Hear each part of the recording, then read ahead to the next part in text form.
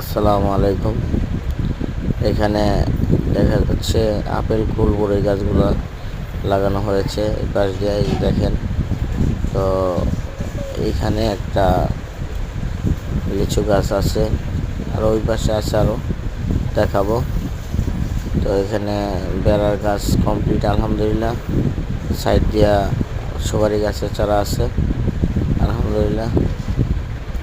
বেড়াটা দেওয়া হয়েছে মনে করেন বাউন্ডারি চতুর্দিকে দিক দিয়ে গাছ সুরক্ষিত রাখার জন্য। তো এখানে দেখুন, এই যে নারিকেল গাছ, তো এই পাশে আবার একটা সুপারি গাছ, আবার ওই নারিকেল গাছ। পুরো বেড়াটা দেখেন অনেক মজবুত করে দেওয়া হয়েছে, আরও মজবুত করা হবে ইনশাল্লাহ। আপনারা দোয়া করবেন ইনশাল্লাহ। ওই পর্যন্ত বেড়া দেওয়া কমপ্লিট, খালি ওই অল্প কিছু আছে, এটাও দেওয়া হবে।